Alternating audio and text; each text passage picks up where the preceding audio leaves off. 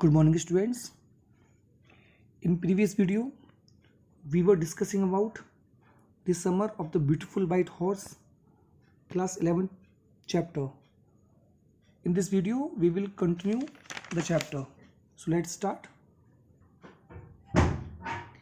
They hid it from the rest of the world by keeping it in a barn of the deserted vineyard. Barn means खलिहान, deserted mean वीरान, विनियार्ड means अंगूर की खेती जहाँ होती है। तो उन्होंने उस घोड़े को छुपा दिया था दुनिया से। छुपाने के लिए उस घोड़े को उन्होंने छुपाया कहाँ पर? एक डेजर्टेड, एक वीरान जो अंगूर का खेत था उसके खलिहान में उसको छुपा दिया। One day while returning from the horse riding they came across John Miro. एक बार जब वो हॉर्स राइडिंग करके लौट रहे थे तो उनका सामना, यहाँ केम अक्रॉस इस्तेमाल किया गया, अचानक से मुलाकात होने के लिए इस्तेमाल किया जाता है। तो उनकी अचानक से मुलाकात हो जाती है जॉन बायरो से, जो कि एक्चुअली में उस घोड़े का मालिक होता है और who was the owner of the horse. John Byro was sure that it was his horse yet he didn't suspect the boys. John Byro को ये श्योर था कि ये घोड़ा उसी का है, लेकिन फिर भी वो उन दोनों लोगों के ऊपर शक नहीं करता है। क्यों नहीं करता है? क्योंकि उसे मालूम था कि उनकी जो कबीला है वो ऑनेस्टी के लिए जाना जाता है। He even counted the horse teeth and was just amazed at the resemblance. Resemblance का मतलब होता है मिलना।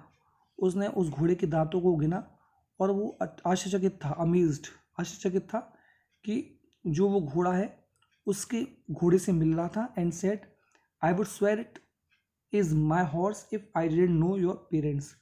वो कहता है यदि मैं तुम्हारे पेरेंट्स को नहीं जानता तो मैं कसम खा के ये बोल सकता था कि ये घोड़ा मेरा ही है।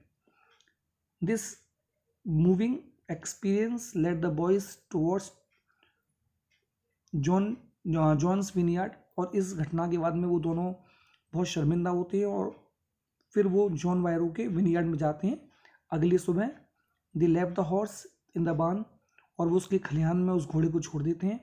आफ्टर पैटिंग इट अफेक्शनेटली, उस घोड़े को बड़े पुचकारते हुए प्यार से उसे वहाँ छोड़ देते हैं। Later that day John seem to be pleased and share the news of the return of his horse with Aram's mother. अगले ही दिन जॉन मायरो बड़ा खुश दिखाई देता है और अपनी इस न्यूज़ को शेयर करने के लिए वो आराम के घर पे जाता है। उसकी माँ से वो अपनी न्यूज़ शेयर करता है। आगे देखते हैं बच्चों। The story teaches us the importance and necessity of honesty even in the face of grid and passion. ये स्टोरी हमें सिखाती है आवश्यकता, ज़रूरत ईमानदारी की, भले ही हम कितने भी ज़्यादा लालची क्यों ना हो या हम कितने भी ज़्यादा पैशनेट क्यों ना हो। Mourad has been described in the story as a kind hearted animal lover.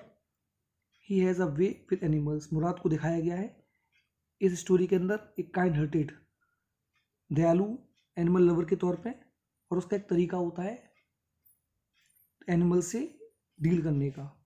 He loves the horse and shows his affection by whispering to it. वो अपना प्रेम जो है घोड़े को दिखाता है, अपना दुलार घोड़े को दिखाता है, उसके कान में फुसफुसाते हुए। विस्पर का मतलब फुसफुसाना।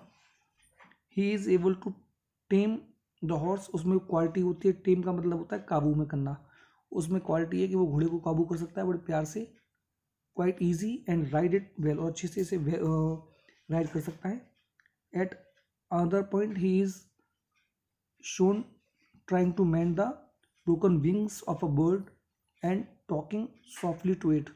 और एक और तौर पे ये भी दिखाया जाता है कि वो एक रॉबिन पक्षी जो होता है उसका विंग जो होता है, उसका पंख जो होता है, उसे ठीक कर रहा होता है, वो प्यार से उसे दुलार कर रहा होता है। तो बच्चों ये आपका चैप्टर कंप्लीट हो जाता है। अब हम नेक्स्ट वीडियो में आपसे इसके क्वेश्चन आंसर की बात करेंगे। तब तक के लिए गुड बाय, थैंक यू।